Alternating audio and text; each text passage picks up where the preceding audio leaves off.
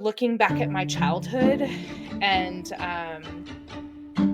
how I grew up and like numbing out emotionally, and it was all about everyone else's expectations. And you had asked before before we got on here, like what average looked like to me. And that was really before all of these huge experiences, was just living for other people. Who do I need to be for you, for me to be loved and accepted? And so all of that kind of came back as I was back here, and my nervous system collapsed. All right. Hello and welcome back to the Avoiding Average podcast. My name is Susan Gates, your host, and today we have Joy here with us, who is previously known as Brittany Dobbs. I had her on back in June for our interview and have not had a chance to release that episode yet, but we've both been through some transformations since then. And so I wanted to bring Joy back on here to just give a quick update on where she is in life and I guess where she's going to. And so and then after that we'll play the rest of the episode. So Joy, thank you for being here with me. Yeah, again. thanks, Susan. Yeah. I'm so excited to be here. And like, what a beautiful expression of getting to show everyone like in real time, this like death and rebirth that like you, me, everyone in this world is going through consistently. And so, yes, I go by Joy now. That's kind of it's been about a 1.5-year process where I was revealed this name, and I kind of was like, oh, I had never thought about changing my name. Like, I was Brittany Dobbs, and that was good to go. And so I just kind of sat with it. I prayed about it, and then recently in August, it was revealed why. And I was doing this. So I do some energy healings within my coaching process, and I work a lot with energy, with spirit, with God, divine, whatever you want to call it. But I also work with the body, and it's like this whole combination of everything. But there was this moment where I was working with this woman in a hospital, and I just knew she needed this energy healing, but I hadn't been working with energy on other people because I'd really been working on like solidifying my own boundaries. But I was being really called to work with her. And so I did. And in that moment, all of this like fear, it was like everything and all the reasons why I'd kind of been holding myself back in doing that came forth. And I just recognized that I had been given this opportunity to be a new version of myself with a new name, because the old version of me couldn't hold that expansion. And so in this process of really diving deep into my own being, in learning about who I am and uncovering all of these old conditioned beliefs and all of these things that were keeping me from living like the most like vitally like amazing, incredible, loving, joyful life, I've just been peeling those away. And so in that moment, it was this like sort of finalization. I mean, there's never a final moment, but I think it was just kind of like this. I completed another part of the spiral, and it was showing me like, okay, you've done all of these things to work on yourself, which we talked about a lot of like the things that have gone on in my life in the episode. And so it was just like, okay, now is time to step into this expression of you as Joy. And of course, like, I'll always be Brittany Dobbs. There's, it's an integration of all the pieces of us as we continue these processes of death and rebirth. But that's kind of what got me to where I am now, which has been a really beautiful process. Yeah. I love that. And I love like the name Joy too, because it's just like, I feel like when, especially in this world where we are in this whole death rebirth cycle, we kind of focus a lot on the pain and the hard parts of it, and then forget about the joy in life and all that. And so I love that that's just like a reminder of that's out there too, and that's like worth experiencing as well. So, and I think like you're so spot on. That's exactly, I feel like a lot of my story was focusing on the healing and the suffering and the pain, and sometimes you have to, like, that's a part of it too, right? But you don't have to stay there. And I know you had asked me to share a little bit about how my work has evolved as well. And so in that, it was like before I was really focused on like others' healings. And that's still a part of it. But what's been really channeling through me lately is this idea of empowerment. So I call myself an inner evolution coach. And the idea of empowerment came through because empowerment is like sort of this outward expression, and we like help others empower themselves. And but like the idea of empowerment, of sourcing your power within and uncovering all those layers so that you can like truly be your authentic self. And like, what does that mean? I don't know, but every day, I mean, I do know, but like, I only know where I'm at now. Right. Yeah. And so it's like more and more, like the more I uncover, like the more I can stand in this expression of me as Joy and of me in my most authentic being, which feels really awesome. Yeah. Oh, that's amazing. And that's also inspiring too, I think. It's not an easy journey to get there. And so, and I know that you've been through it too. And for everyone that's listening, you'll hear more of that story too. But it's just, I love that, you know, you've kind of shifted this into this whole new brand, we'll say, of a way to live life. And so, that's awesome. Yeah. And I'm so grateful for the experience to, you know, be on your podcast and also have others listen to an older version of you and me. Cause I know you've also been through a lot recently and have really shifted the direction you're going as well. Yeah. Still under construction too. We'll say. Always under construction. Always. Yes. I'm still under construction as well. Yeah. But you know, we have to put ourselves out there where we're at in this moment, you know? And so I have coaching programs, I have one-on-ones, and, but also it's always ever evolving. So, my stuff I think is linked in the bio, and, so whatever's there, just check it out and you'll find what offerings are, in the most, present moment. Awesome. Yeah. Well, thank you so much for coming on and updating us on where you are. And, I'm excited to see where you go with, you said it remind me again, your website and your... Oh yeah. The Ultimate Joy. Ultimate Joy. It's beautiful. Thank you.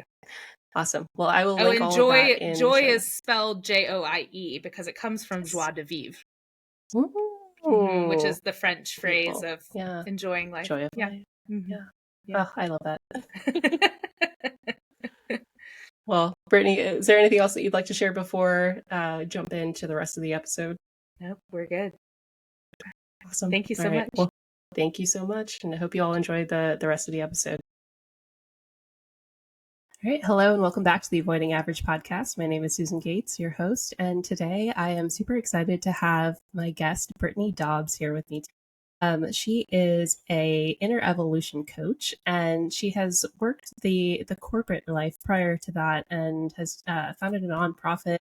Has traveled all around the world. So I'm excited to talk to her about her journey and everything that she's been through to get to this point and what she is kind of hoping for the future. So Brittany, thank you so much for being here with me today. Yeah, thanks, Susan. I'm so happy to be here and excited for our conversation. Yes, likewise. I would love for you to give a little bit more of a background of who you are and what you do as an inner evolution coach, and you know how you got there. Yeah, definitely. So I think like the moment that it really kind of all came together was when I healed myself from a brain injury.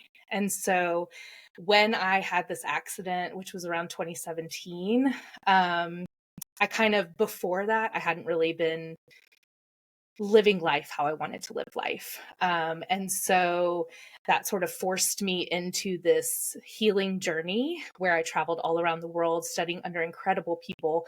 But really the idea was to find myself and heal myself. And so that has brought me to this inner evolution coaching because of all of the incredible people I've met around the world, the modalities I've studied, and honestly, how my life has completely transformed because of all of it. That's amazing. And I'm sorry to hear that you had that brain injury. Would you mind sharing more details on like what happened or how, I guess, how that kind of shifted your perspective? I mean, really, I think, I don't know if there's a lot of information out there on brain injuries and the influence that that has in your life. So if you don't mind sharing, that would be Yeah, helpful. definitely. Well, I had to heal myself from the brain injury, and that's because no doctor could really help me at all. And so it really, the first little bit, there was, scans and that kind of stuff, but it was really me seeking how I could.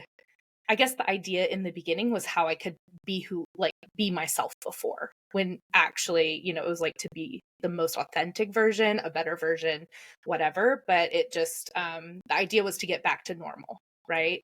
And so I was a sensory seeking individual because I had kind of numbed out a lot in my life. And so I would do things like skydive in Switzerland Mm. and go whitewater rafting down the Zambezi River, or bungee jumping in Africa, or, just like all these kind of crazy things that sort of gave me that adrenaline rush, but the ability to actually feel something. And so I was actually, it's a toboggan run in Oslo, Norway called Korketrekkeren. And Okay. I hope I said that right. But it translates to the corkscrew, and it actually was used as the bobsleigh and luge run in a couple of the Winter Olympics, like a long time ago. And so now you can just rent a sled and go down it as any It's crazy. schmo. And so I went down it the first time and it was fine. And then we went back up. And I actually, this is like, talking about being like kind of numbed out and not really taking the cues that you're given. I fell on because you take the metro back up and then you get off and then you go sledding. And I fell out of the car, like down, like my leg kind of fell down into the track. And I just kind of like jumped up and then got on my sled. And that run, I ended up sledding into a wall. And so it was very fast, and I wasn't knocked unconscious or anything. And so I just kind of like hit the wall and then slammed onto the ice, but then I had to get up really quickly because I was afraid somebody was going to come around and hit me as they were also sledding. And so I got to the bottom and I was with some friends and I was like, I really don't think I'm okay. And they're like, you seem fine. And I was like, I actually think something's really wrong. And so that just kind of, it started this journey of self-awareness and honestly advocating for myself, because when it's an unseen injury, and it doesn't show up on scans, and it doesn't, but it's affecting every part of your life, emotionally. I couldn't really do the work that I needed to do anymore. I was still working in New York in corporate at that time. And it just transformed sort of everything about me. But what it really also did was it unleashed sort of all the things, because it happened when I was about 30. And so it unleashed everything that I had suppressed until that point.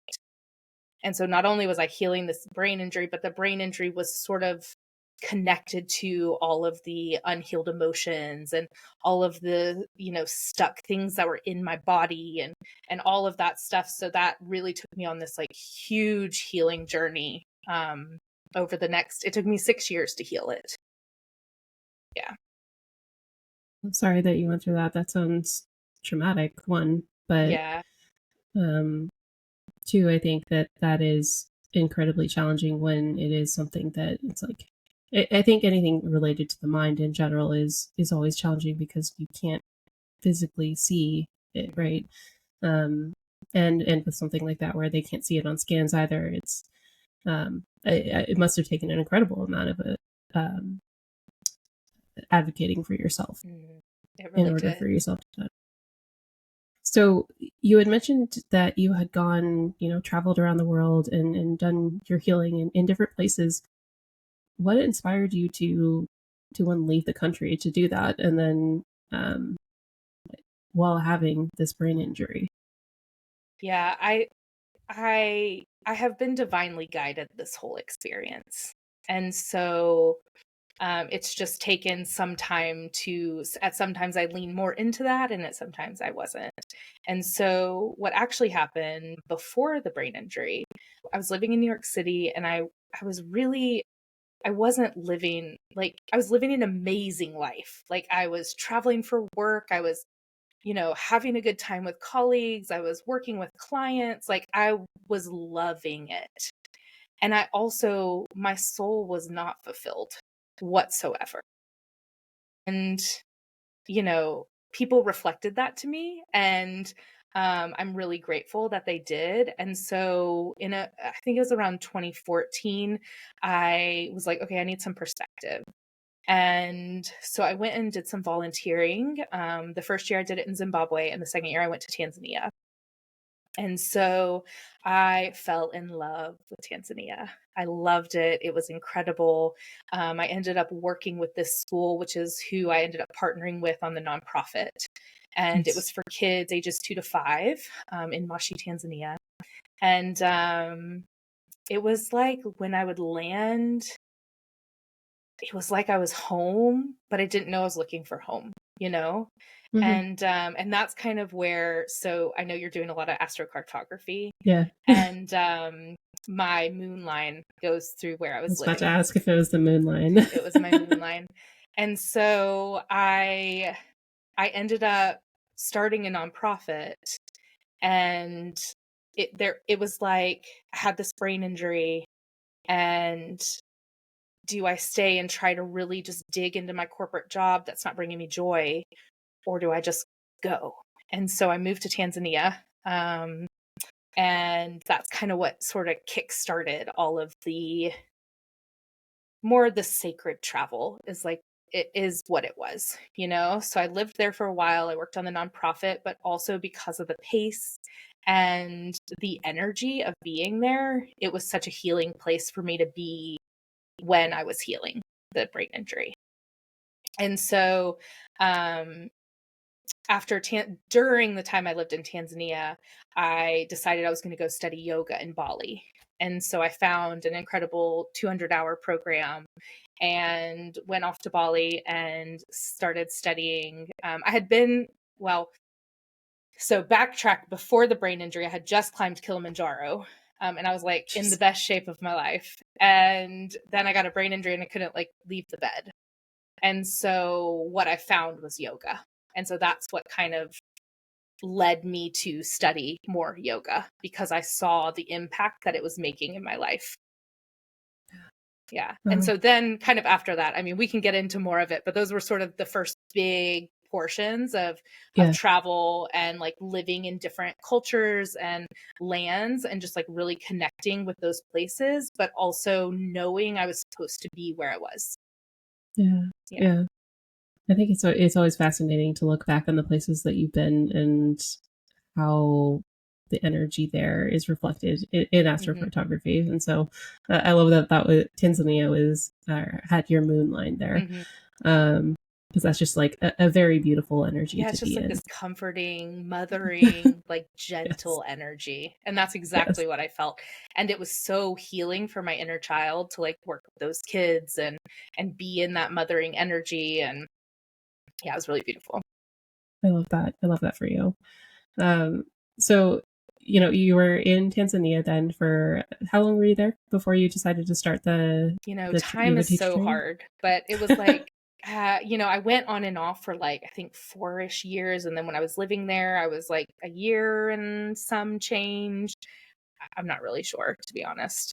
Yeah. That's fair. Yeah. So you ended up going into Bali to do the yoga teacher training. What did that open up for you? Because I know that in itself can be intense, just going through the 200 hours of training and mentally, physically, and that sort of thing. So I'd love to hear what that experience was like for you.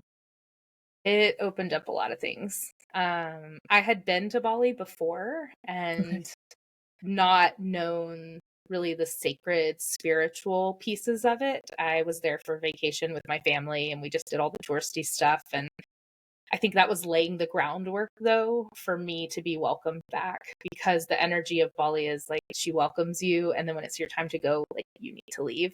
And so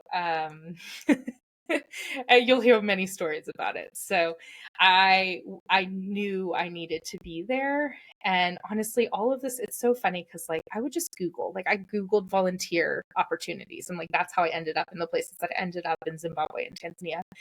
And I just Googled 200 hours, and like the right one fell into my lap. And I've been working with those same teachers ever since.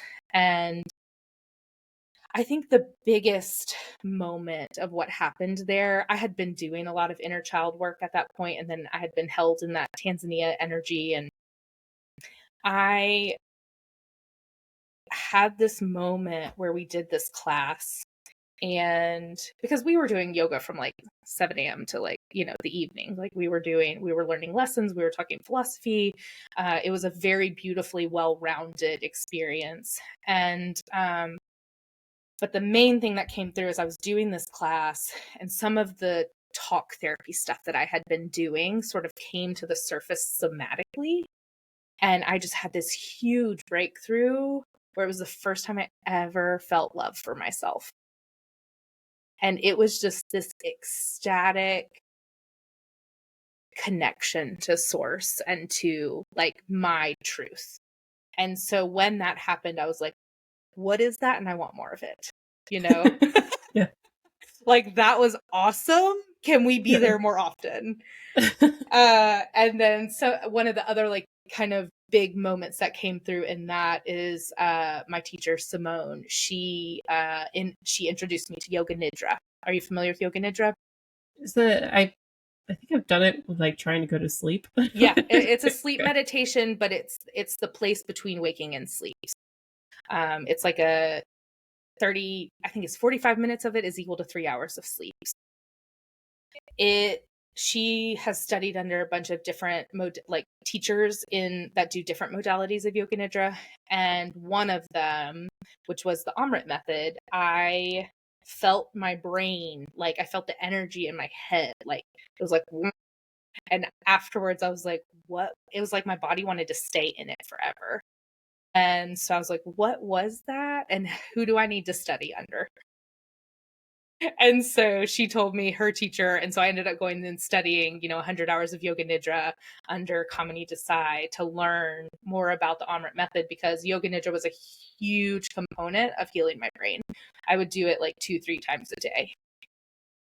And it was so restful, but what it does is it helps clears out things as well. And so I would do an intention for healing, and it would just heal the body without me having to do anything physically. Yeah. So those were kind of like, and I just fell in love with Bali again. Like it is a second home for me. I've been back, I've lived there. Like it's been a huge place on my travels that I always tend to go back to. Okay, that's fair. And that's actually where I ended up healing my brain injury, but that's kind of further down the road, so we can talk about that when we get there. Yeah. That's so cool. I love that, like, you're just like basically divinely guided each step, just following that curiosity in a sense of like that experience that was like, oh, this feels like it's the right next step. Yeah, don't get me wrong. There were times I tried to control it. I think that happens to everyone, though. Let's not act like it was smooth sailing, but it was great. I know it's always easy for like outsiders looking in to look back at like an experience that somebody is telling again, but it's not always smooth sailing, and there's like the gaps in between where there's maybe nothing happening, or stuff where it's like we're frustrated and impatient and and whatnot. And so but I think in the grand scheme of things, it's like the whole picture is you're going through all these different steps in order to get to where you need to be. So thank you for sharing that about Yoga Nidra. I know I didn't know very much about that. And it does make sense in the sense that it was helpful for you in healing your brain injury. Just because I don't know, I feel the body just needs the rest, really, in order to do what it needs to do to heal. And so giving yourself that additional boost through the Yoga Nidra. And Yoga Nidra is one of the main modalities that I teach, and I do weave it into my coaching. And it's also such a great entry point. If people are maybe a little hesitant when they hear the word meditation, I'm always like, go do a yoga nidra, because literally you just lay there. You lay there. Easy. You don't like, there's different like things in between where you can like tense and relax. And also if you don't, it's okay, So it's one of the things that I'm like, just try it, because it's so profoundly helpful. Yeah. I think so too. In a time when I was struggling to go to sleep almost every single night, I think sleep meditations, but then also yoga nidra was very helpful for me in just being able to get into that restful state, a relaxed state to fall asleep. So yoga nidra, and then you went somewhere else after Bali? Is that right? Or did you go back to Tanzania? After the 200 hour, I actually traveled to Egypt. Oh, cool. And that was my first time in Egypt. And well, my first time this lifetime. I like got there and I was like, I know, like this has been a home for me. Like I saw the pyramids and just started crying. It was just like a homecoming of like this energetic, like communion of something I knew I'd been waiting for. Egypt had been on the top of my bucket list when I had a bucket list of like, all the crazy things I wanted to do. I just like knew that's somewhere I needed to be. And so I traveled there on the way back to Tanzania. And so I was still in Tanzania working on the nonprofit, but it was really interesting because when that shifted in myself in Bali with the love and me falling in love with myself for the first time, I kind of felt like my time in Tanzania was complete. And it was a really interesting, because I obviously had built this thing, didn't want to let the people down. Like it was like, and I loved it and I loved being there. But something had definitely shifted within me. And I went through some heartbreak and then the death of my grandmother. And those kind of brought me back to America. And I think until then, I mean, that really was only like the first year and some change that I had my brain injury. And so like looking back and the fact that I did all of those things is like wild. It's wild. Because once I kind of got back and I had gone through those, like the emotional turbulence of those experiences, my whole system shut down. Like I like couldn't get out of bed. And it was like the final sort of bit to get me going to really look at my healing. I think until that point, I was really trying to just fight that like everything was fine. I'm still building this nonprofit. Like I'm going to study yoga, just really pushing through. And like sort of looking back at my childhood and how I grew up and like sort of numbing out emotionally. And it was all about everyone else's expectations. And that was, you had asked before before we got on here, like what average was what looked like to me. And that was really before all of these huge experiences, was just living for other people. Who do I need to be for you, for me to be loved and accepted? And so all of that kind of came back as I was back here. And sort of my nervous system collapsed. And then I had these incredible people, I have done every modality you could probably think of. Tried it but all. I was guided to the most incredible people that did them. I got back here and then I was put into OT. I was doing more therapy, but more, it was like I was so dissociated from my body. I had to remind it where I ended and where everything else began. And so I was doing a lot of like proprioceptive input. They were taping my body so that my body like knew where it was in space. It was really fascinating, but it helped immensely. And so then that kind of just, spun into more. That's when I went and studied yoga nidra. And, the timeline's always a little bit, I'm like, I know I did all of these things. I'm not sure exactly in what order. Doesn't really matter. But I know in like 2019, I was studying yoga nidra. And then I went to my other teacher from my 200-hour in Bali. Her name's Tina, and she does this like embodied movement, and it's like a nonlinear movement. And I was really like, that was really helpful for me to like kind of work with my body and like the dissociation from the experiences of being in my body. I've had a lot of body trauma, a lot of body image shame. I've experienced a lot of that throughout my entire life. And so the fact that now I was trying to make myself stay in my body was just such an interesting experience. But the fact that I had felt love for myself was like worth it, you know? Yeah. Yeah. Yeah. Did you feel like you were able to tap into that self-love a little bit more as you became more connected to your body? I Or did tap that into come that later on? self-love like more and more. It's love has been the main journey throughout this whole experience for me. Love for myself, love for others, just like love as in the divine love, like just being connected to the source, which is love. It's taken me on this whole like, because another huge thing that's happened through all of this, I'm a Cancer sun sign, working ancestrally with all of my lineages, but specifically my dad's lineage. And basically through all of these kind of people that I've met and all of these mystical experiences that I've had, and then also doing my ancestral like chart and finding out about my ancestors. I was working with someone who told me that, you know, love stopped in my lineage. And I can see that. Like I knew that. And that's what I had felt my whole life until I recognized what it could feel like.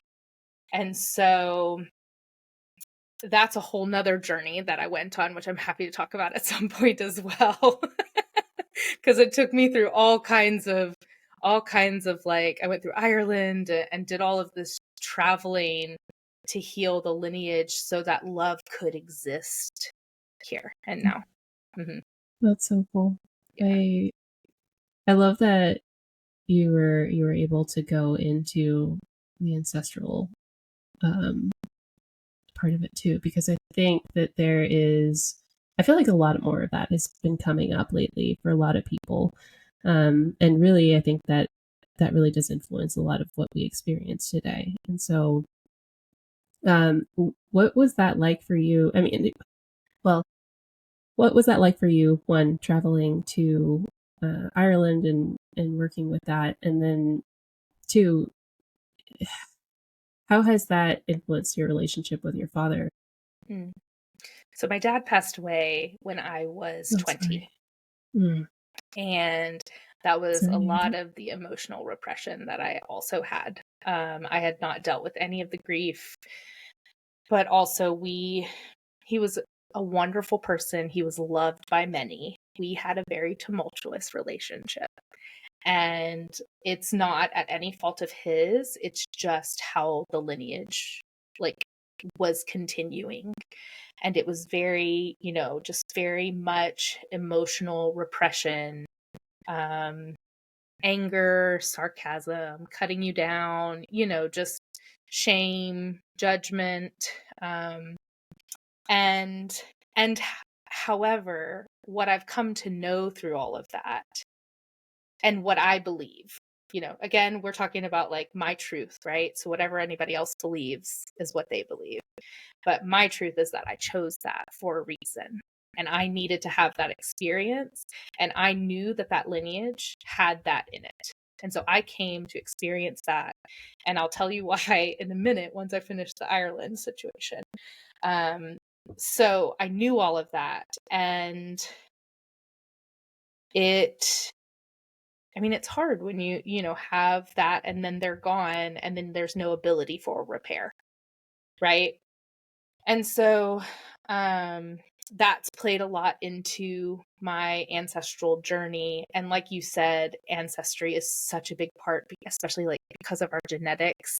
And good thing that epigenetics exist and that we can make new neural pathways in the brain and that everything is malleable and changeable and none of it is set in stone. And that is what I've come to know through my journey and through the experiences that I have overcome and shifted, because I found this ancestor and it was so interesting. It was on my ancestry.com. I could only trace it back 8 generations. And I had worked with this energy healer because energy has been a huge part of my own journey and healing. And she had said something about 8 generations back is when love stopped. And I was like, know where that is. Gotcha.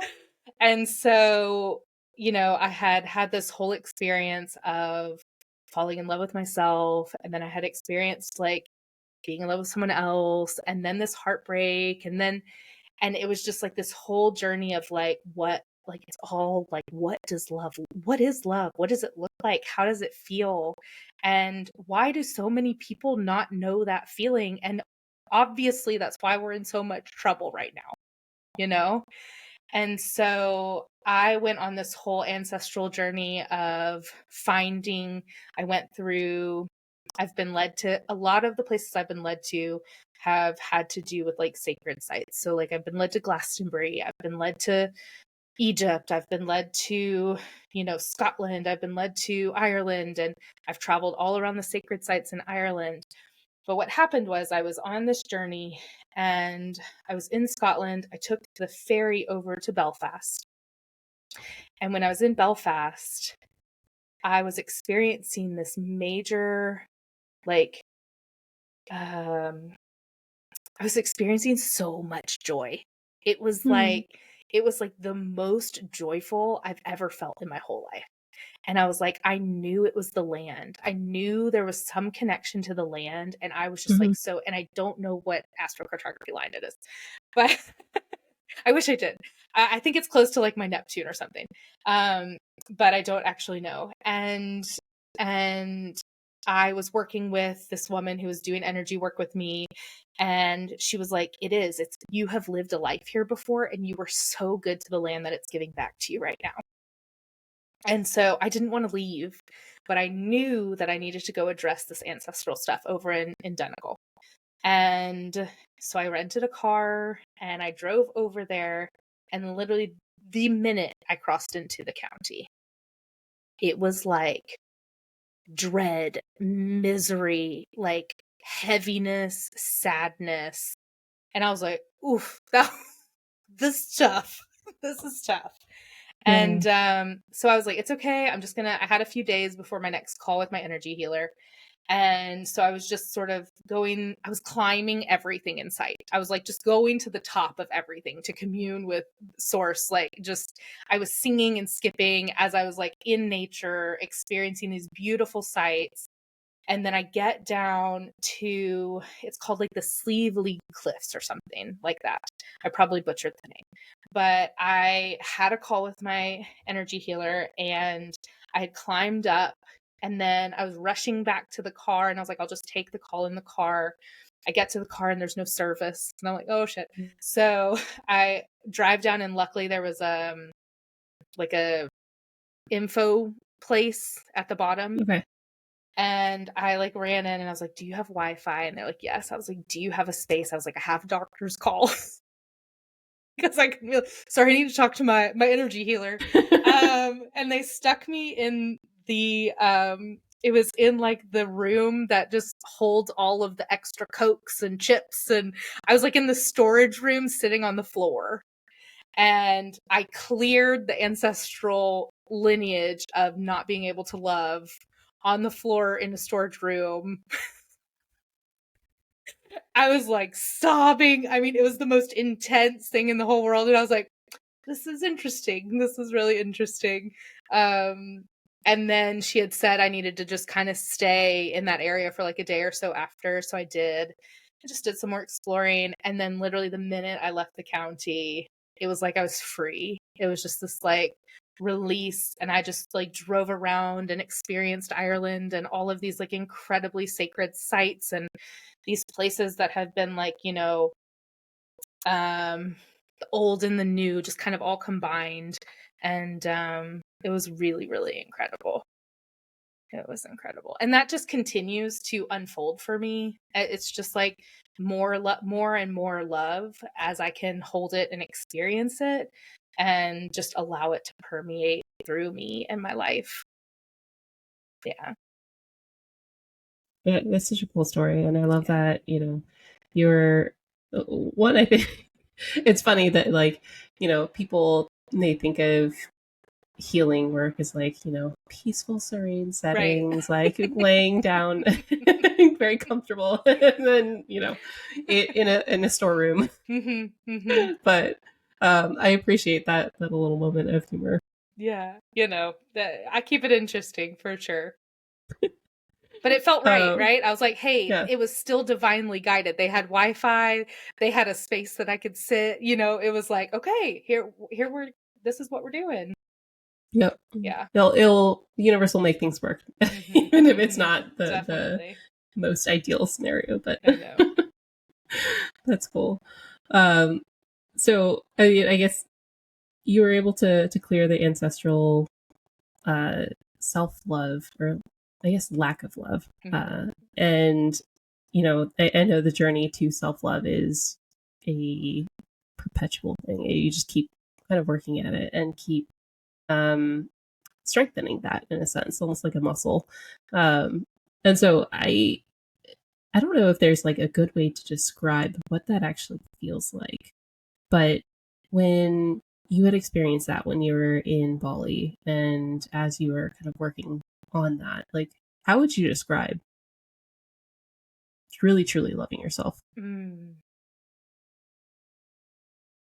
It's like this lightness for me. It's like it's a joy and a lightness, but it's just a warmth that permeates through the body. And it also just feels so different from criticizing yourself all the time.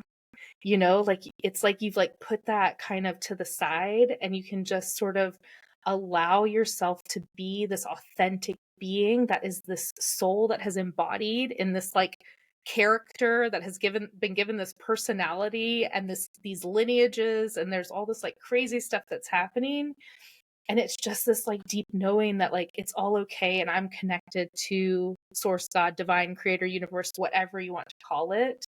And yeah, I mean, that's what it is for me. It's like this lightness. Yeah. Yeah, I think that's a perfect way to describe that. Um, I've had, I guess, a couple experiences of that. One with them was through breath work and just having that.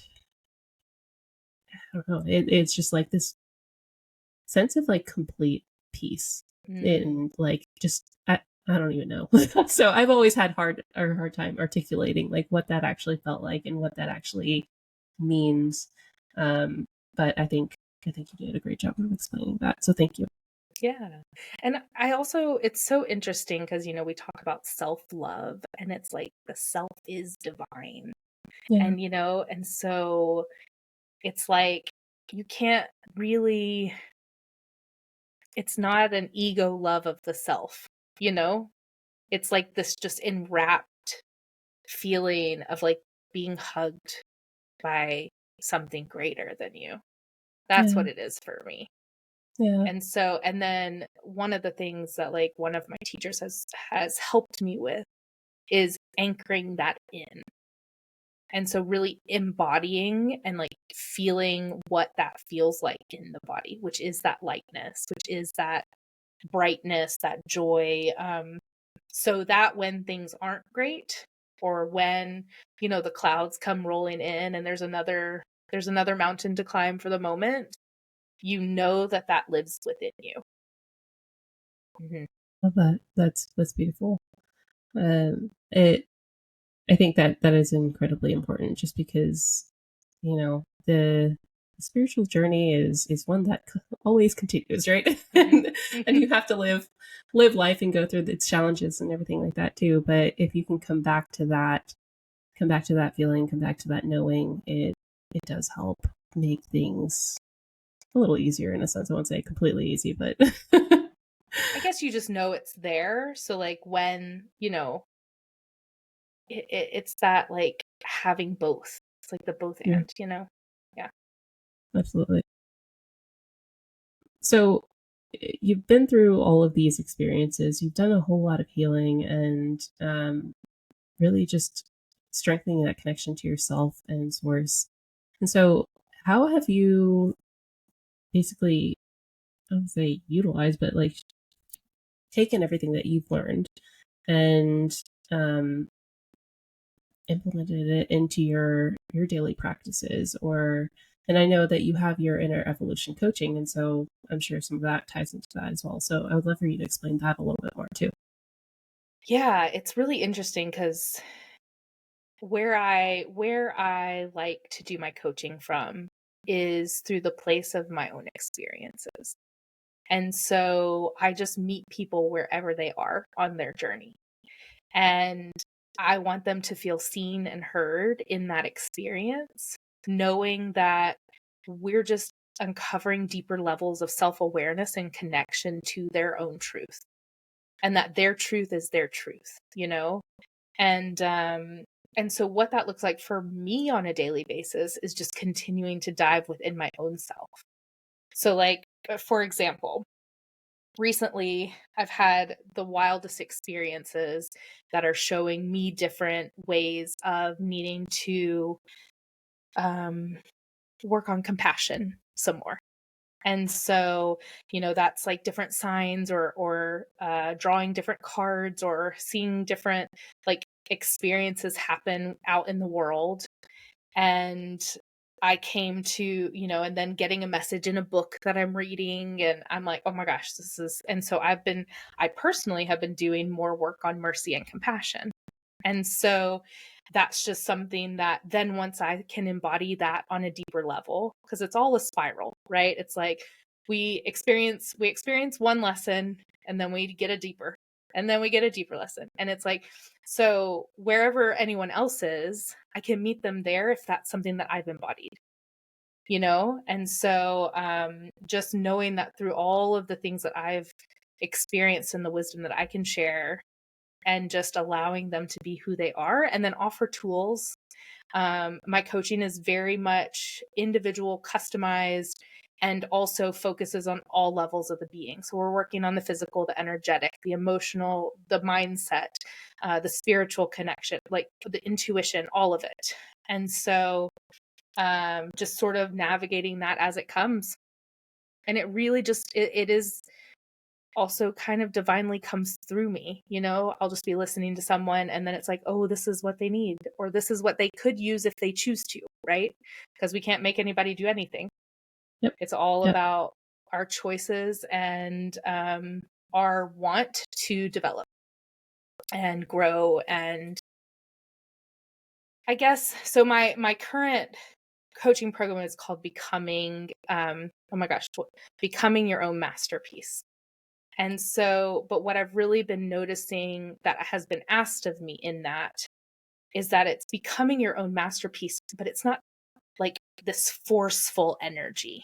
It's like this relaxing into your being. And Hmm. through that, you are becoming your own masterpiece. It's that yin, that like softness of allowing yourself to release what no longer serves you, to remove the conditioning that is in your way and let your light shine through. So, Yeah. yeah. I love that. I think there's a lot that, I mean, you had mentioned that it resonated with me as far as, you know, I personally think that like coaching is very personal in that everyone kind of has their own experiences and their own needs. Um, and so I get that it's not always going to be a one size fits all approach. Well, and it's an interesting word, can it, because it can be so varied, you Yeah. know. Um, but it's an experiential thing for me and with me.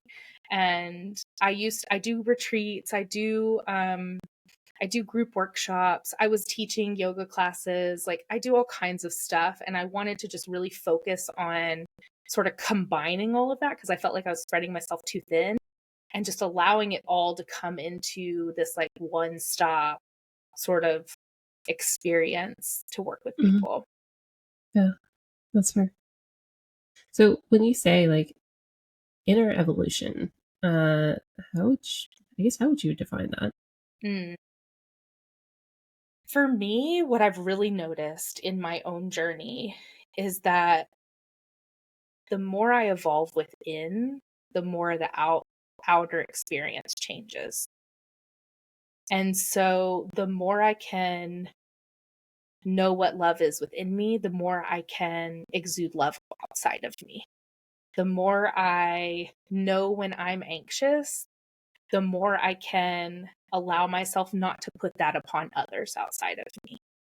And so really it's just becoming so self-aware and so um sort of in flow with your own being and your own self, that you're not like sort of like spewing all this stuff outside of you. And so that's kind of what it is for me, is like the inner evolution is evolving the self, so that, because I totally believe that if we could all do this work, then all of us would respond differently to each other in the world. And that's what I want. Like, I want the evolution and awakening of humanity, and I want us all to like be able to experience this love for one another. Like, through my travels, I've seen all of these cultures and all these beautiful humans, and you can just tell the trauma that people are carrying around wherever they are. And then that's causing harm to other people. Yeah. Yeah. Yeah.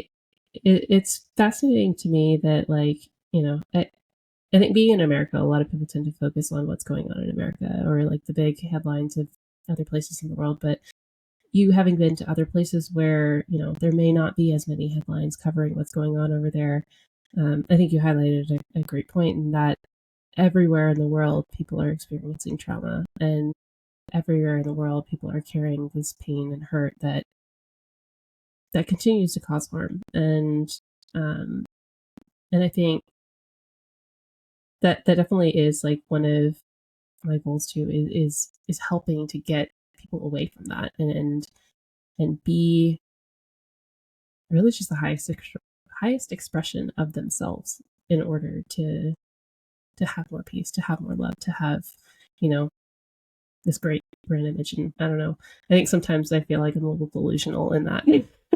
No, I But don't. I I would rather really, shoot for the stars. I mean, some of us we gotta be where, okay, so where your attention goes, energy flows, right? And so, I mean, everyone says that.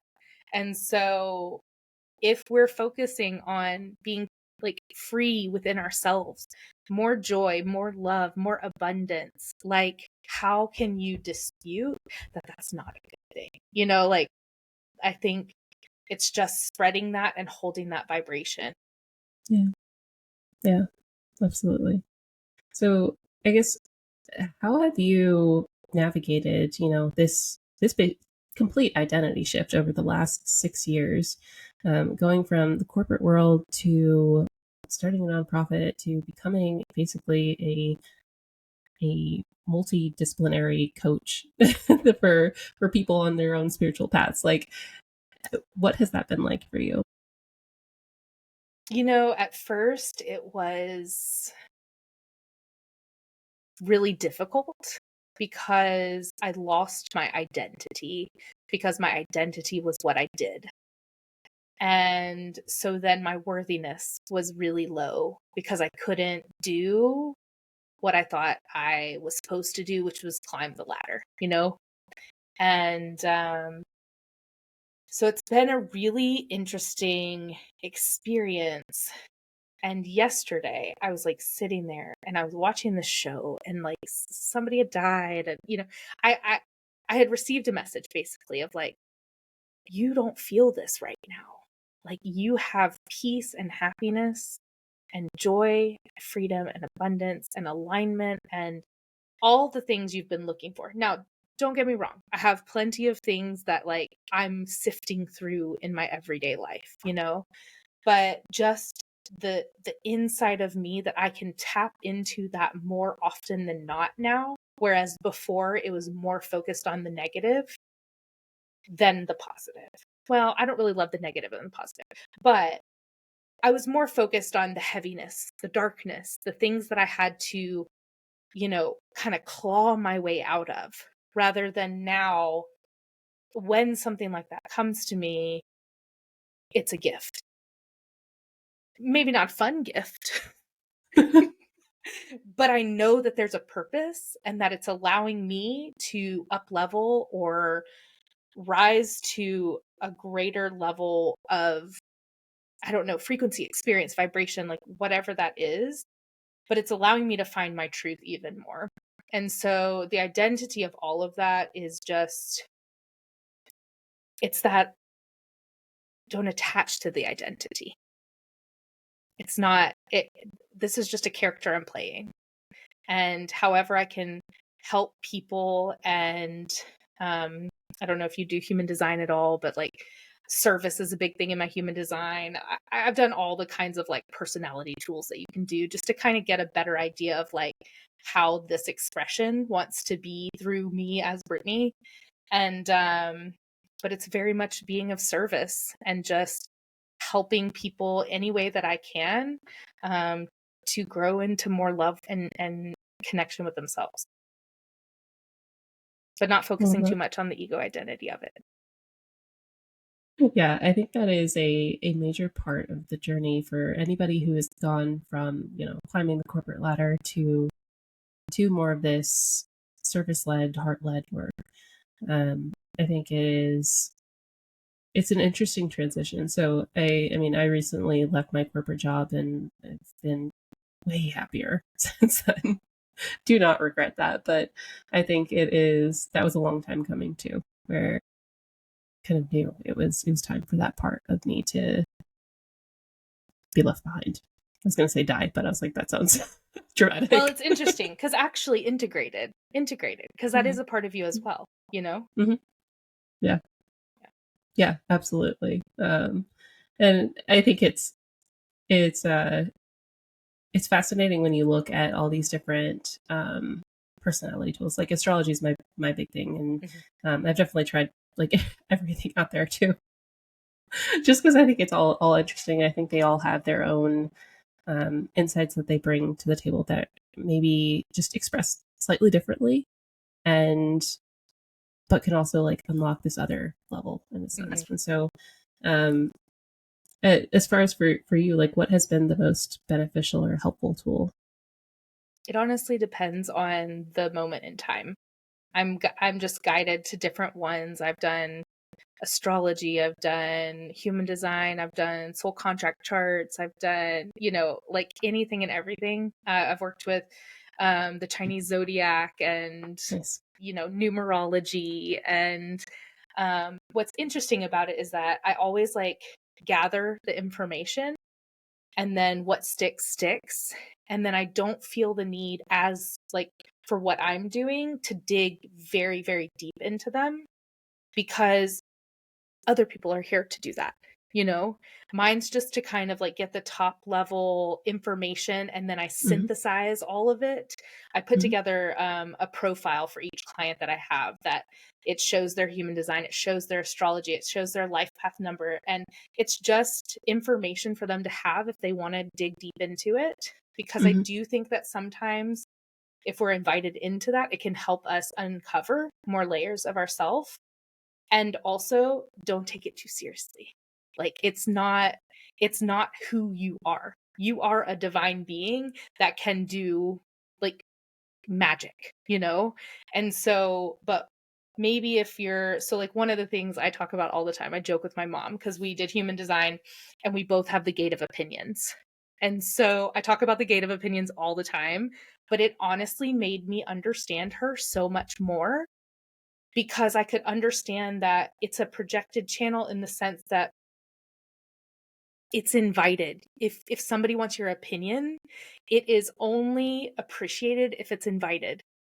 And so that got me in a lot of trouble in the corporate world.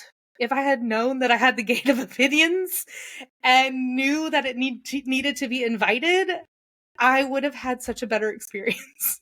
And so it's just, it's small things like that where I'm like, gosh, that was like that is valuable information that I could have used in life, you know?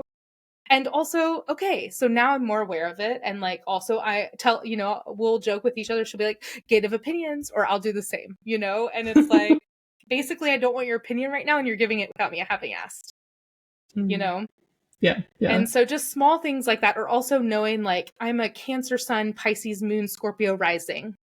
So I'm just like floating around over here. So much water. So much water. I have a good balance of other things, but like I'm a fire tiger in the Chinese zodiac.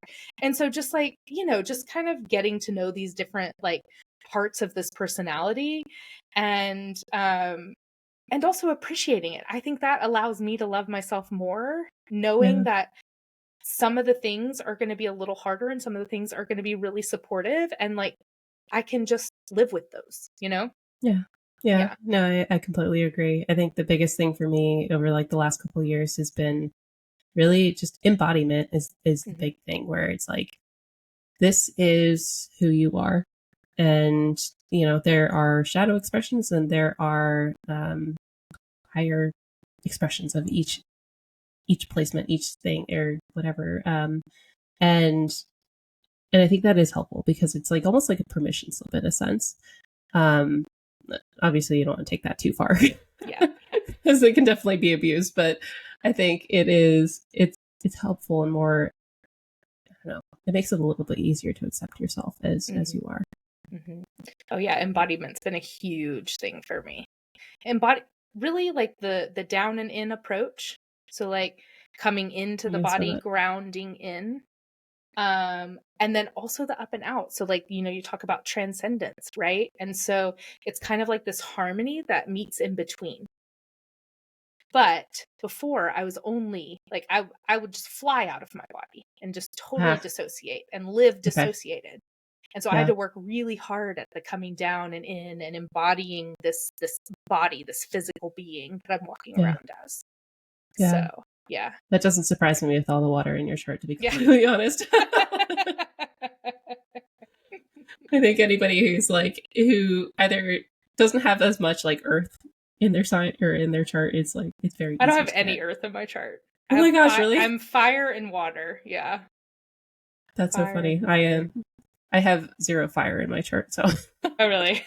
Yeah. This is a good matchup. Yeah, there you go. Bringing in some earth for me. Yeah. Try to. Yeah. Funny. That's awesome. So I guess what's your next goal? Are you planning on any more travels, or how do you plan on moving forward from here? I'm in like a big foundation building stage right now. So it's very much like these offerings that I'm putting out into the world, kind of getting the word out, telling my story. And then I feel like this will be kind of the next year-ish. And then I know what's sort of calling me next, but that could also shift. You know, it's really interesting because Nashville is where I was born and raised, and it always calls me back in a time of transition. And it's my Mercury line. I think it's Mercury and like moon nodes. So it's like a very you can kind of jumpstart things and do work and that kind of stuff. And that's what I find is that it sort of always kind of calls me back, allows me to regroup, and then sort of sends me out into the world again. And so I have some pilgrimages that I'm going to do for myself coming up. And I definitely see myself, I'm turning 40 next June. My birthday is actually this next week, so I'll turn 39. And then June of next year, 6/26/26 is 40. And so I definitely going to have a big celebration in Bali for that. That's amazing. That sounds incredible. And I'm sure plenty of things will happen in between there. Yeah. Oh, I'm sure. Well, Brittany, I've loved listening to your story, and I've loved hearing, you know, everything that you've gone through and all the wisdom that you've gained throughout the process. If anybody wanted to get in touch with you or learn more about your offerings, how would they find you? Yeah, I am Brittany Dobbs on Instagram. And I also have a website, brittanydobbs.com. It's pretty easy. It's like my name most of the time. Um, and so Instagram and website, and that'll, kind of give you email and phone number if that's something that you're interested in. My main offering right now is the coaching program, Becoming Your Own Masterpiece. And so that's the thing that's out there right now, but I'm open to collaborations and other things with anyone. If anyone wants to get in touch with me, I'm happy to chat. So Awesome. Well, thank you so much, Brittany. I really appreciate your time here today and sharing everything. Yeah, quite a journey. So thank yeah, of you. course. Thank you so much. I'm happy to be here.